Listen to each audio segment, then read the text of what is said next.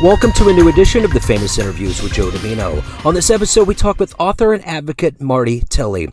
Before writing, Marty traveled the hills and byways of Kentucky and Tennessee, representing a physical rehab facility for 10 years. After COVID spread throughout the land, she began to write. Her first book, called This Is Me, it's autobiographical in nature and was published in November of 2023. Along with her husband, she hopes one day to head west and touch God's mighty mountains. We get into her fascinating story of writing and health advocacy. Enjoy this interview. Well, it's wonderful to meet you. I'm looking forward to diving into your world of writing and all of the wonderful work you're doing. So thank you so much for taking a minute out today. Oh, thank you, Joe, for having me. And I've watched your podcast. Oh, good deal. Good deal. Yeah. Well, it's great to have you a part of the Famous Interviews family. I appreciate it. Thank you. So let's get into, before we get into your life as a writer, I want to know this. First and foremost, 5 years ago with this pandemic, it changed so much for all of us, motivated a lot of people to write and change their lives. How did you ultimately make it through the pandemic of 2020? And how has that influenced either your writing or what you're doing today? Oh, yes, that's a great question. In 2019, when things actually were changing for the world, I will just give you a quick little history of my health. At that time, I had started becoming allergic to some environmental chemicals, so I was becoming housebound, and I felt heartbroken for the people because I knew what they were going to start experiencing. I had experienced it over a year before then for my health, and I knew it was going to be a tough road, to say it mildly, for the world. I had a little heads up because I was already isolated. I wrote one book while I was isolated about my health. And then, Joe, after that, I started having dreams. And while I was still isolated, that's what got me into this second book about dreams. So talk to me a little bit about, along with being a writer, I want to get to the heart and soul of what you've done in your career. You were to go to a career day with a bunch of 12-year-olds, and one of the kids in the back of the room asked you what you did and what you do for a living. How would you answer that child? Oh, yes. If we go back, I worked for over 17 years in public relations and marketing, and to me, which means what we all do, which is educate, I had dreams of being of being a teacher. In the late 70s, we had so many teachers that my path took another turn, and I started to represent and educate different hospitals. I would represent and worked for over 17 years, speaking to groups, individuals, and I really enjoyed what I did, which I felt like was educating people, for their health. So that's what I did for a long, long time, Joe, until my health decided to send me a curveball, and I did have to leave that job, and that pushed me further to my great love, which is writing. So what exactly was the nature of the health issue that has led you to write about it and inspire people and to get your story out there? Yes, I became, as I would enter hospitals, I found out that I was becoming, my body was becoming poisoned by some of the cleaning products that when I entered the room. I later was diagnosed after I went to Boca Raton, Florida, as having multiple chemical sensitivity. And in the early 90s, not many people where I live were familiar with that term. It's a gray area, and now today more emphasis is on chemicals, of course, and our health. But when I began having these symptoms, it was like I was an enigma. They didn't know what to do with me.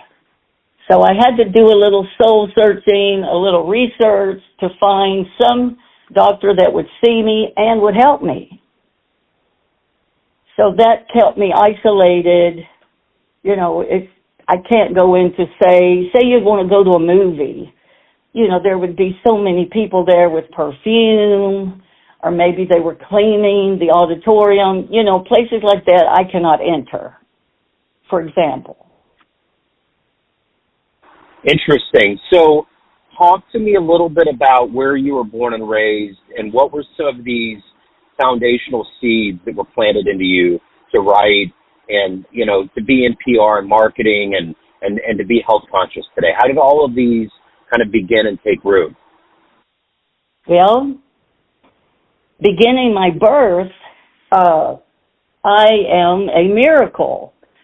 In the 50s, mid-50s, I was born at 7 months, my mother pregnant, developing preeclampsia. There were no neonatal units, and I'm just a walking miracle. I weighed less than 3 pounds. They did not think I would survive. And so growing up, I knew that there was something happening because I began this world with, I felt like a purpose, because I knew God was allowing me to live. My mother died when I was 3, and I was raised by an incredible father, and he took over and did everything for me. He was able to show me great work ethics, took me to church. He was the rock that I needed. He became my mom, my dad, you know, everything, my best friend years later. And he just passed away about 6 months ago, and I miss him terribly. So talk to me a little bit about writing influences. Take me back to your childhood. What was one of your favorite books, and who has been kind of an inspiration for you in writing? In writing, I loved the classics, literature. My favorite book is Wuthering Heights. I have Don Quixote, one of the first editions, on my bedside. I just love, it's hard to beat, Joe, it's hard to beat the classics, like the Tolstoy.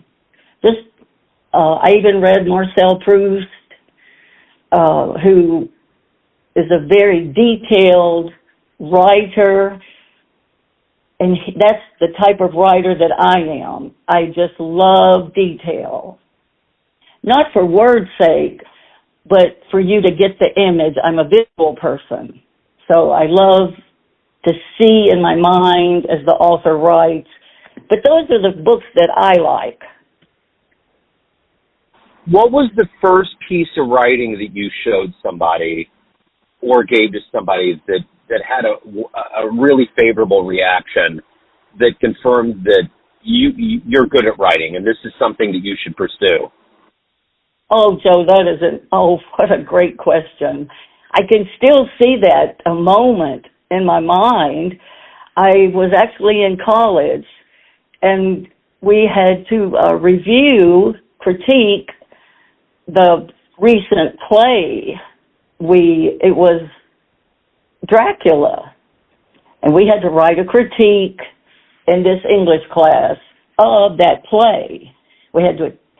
And so I did. I wrote it, and then when I go the next day for my class, the professor says, I want to read something to the class.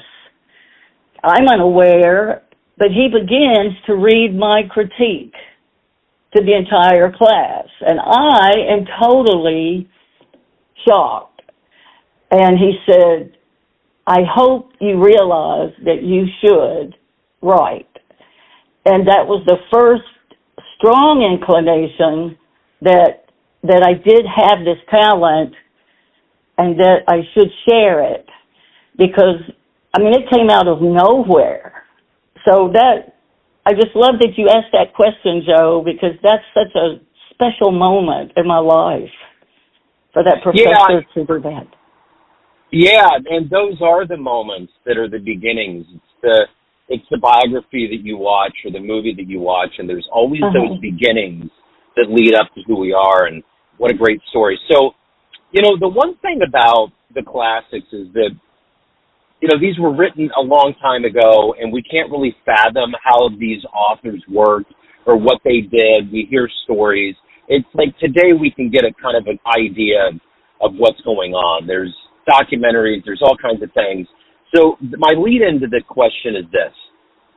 If you could go back in time and watch any author and see how they created, see how they sat at their typewriter, heard their keys slap the paper, what author would you love to be a fly on the wall and watch work?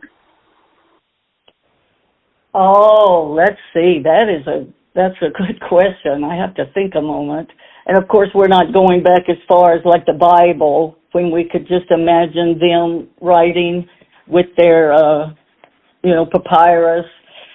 But I guess it would have to be the author Proust, Marcel Proust, because he, even on his deathbed, he was still doing final copy, writing corrections to his papers, and he could not get it exactly perfect for him.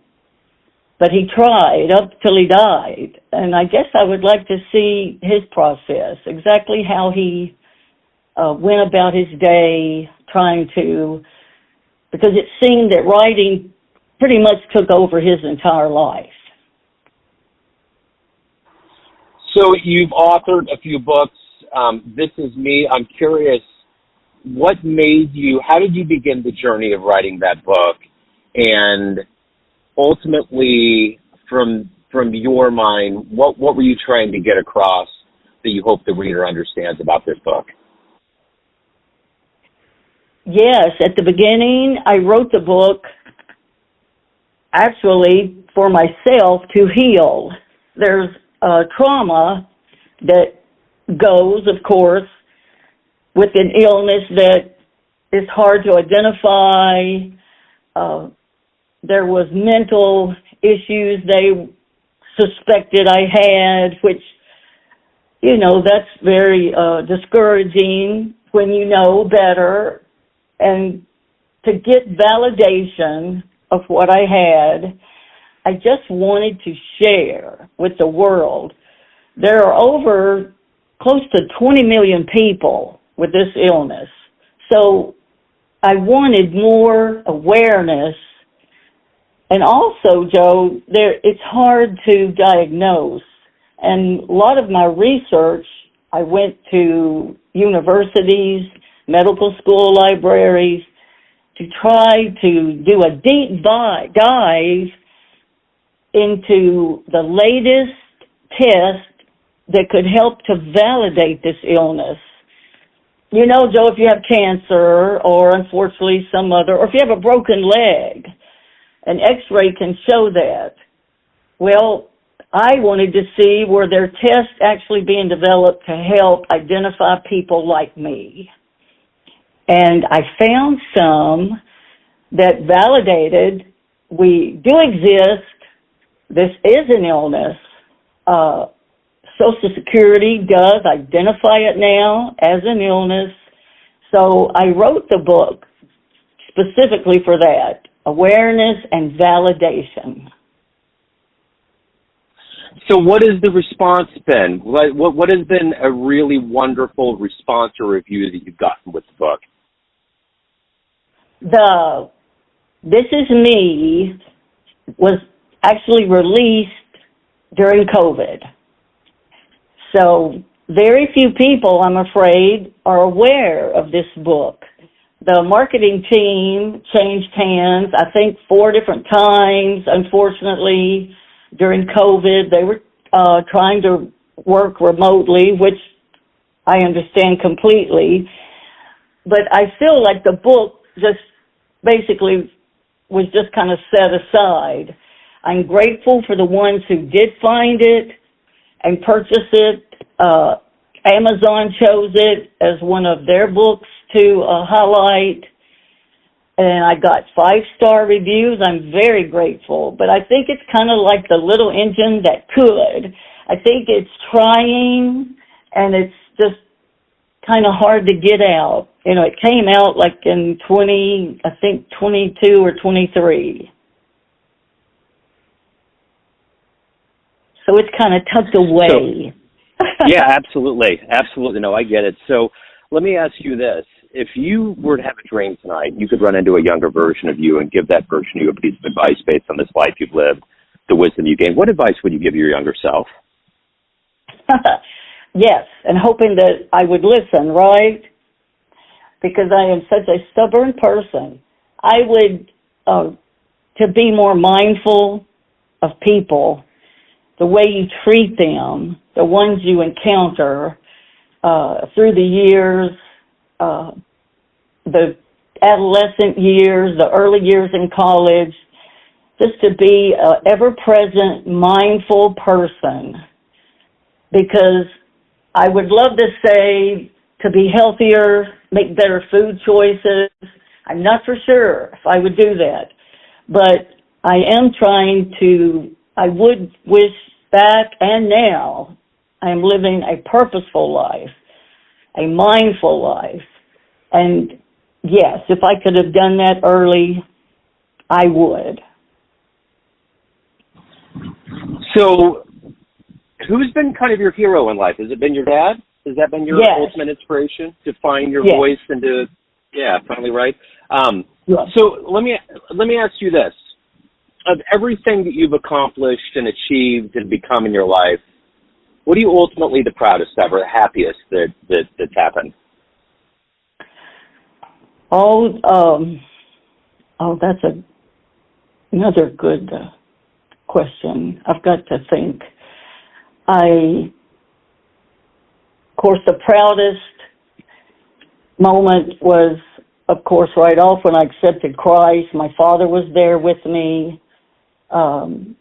That was when I knew that I had got my life on the right track. Because, in my book, the second one, I even put, Joe, I'm a worm. I'm just this lowly worm trying to exist and love Christ. I am proud of the books because of the age that I am.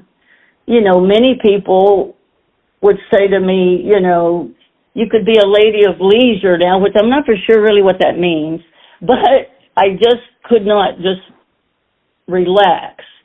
I knew that I had to continue doing something. Life is so precious, and it just can't be taken for granted. So I thought age should not matter. If you have a dream or something you want to start, begin it. It's never too late. If you wake up that morning, you can begin. There was yes.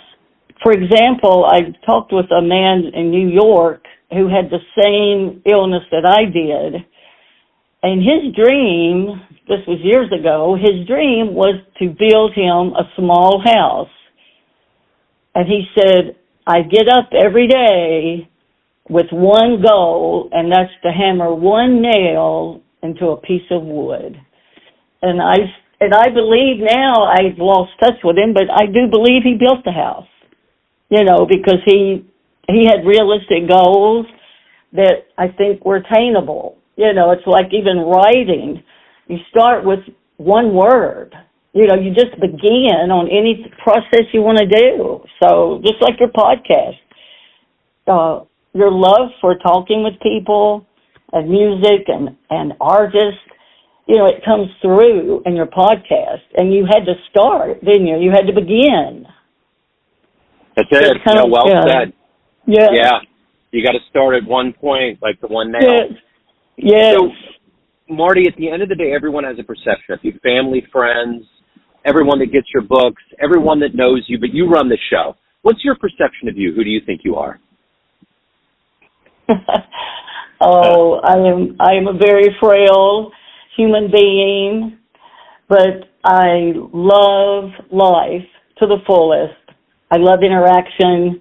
That's why I did enjoy marketing. So I was able to help get people to a hospital that would heal them, fix their broken bones. I think I'm a person of strong convictions. I will tell you the truth. I believe in people to tell the truth. I'd rather you tell me things I don't need to hear, but at least it would be the truth. But I want to be an honest, and that's the way I hope I'm perceived, as a genuine person who loves God, actually loves people. I'm a people person, so I love interaction with people. That was one of the hardest things of being isolated, was I missed communicating. I missed the camaraderie we have with each other. Absolutely. So this is me. If anyone wants to pick up a copy or your previous book, or reach out, they have questions, they want to learn more about, what you're doing to help people be more cognizant of what we're taking into our bodies, where's the best place for people to go? Oh, I have a web page,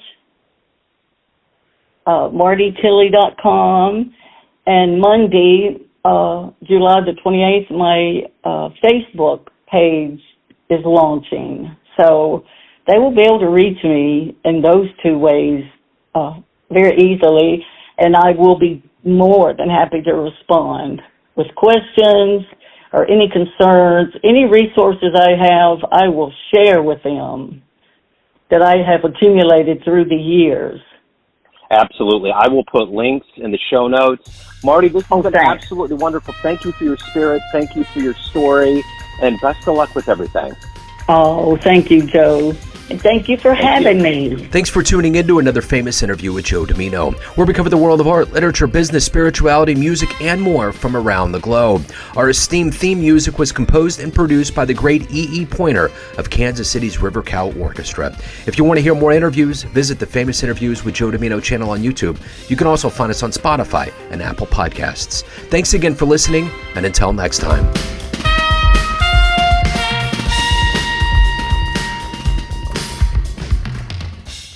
Looking to get new clients to your business through cold calling or email marketing? At Agency Y, they envision a world in which small and big companies have equal chances to win new customers in the market. Their purpose is to bring parity and reduce the gap between large and small firms with the help of their cold calling and cold email marketing services. Use the code JOEDIMINO10 at www.agencyyy.org/coldcallingjoe.php or www.agencyyy.org/emailmarketingjoe.php to get 10% off your first order. This is Joe Dimino of Neon Jazz and Famous Interviews, and I stand behind Agency Y to meet your business dreams.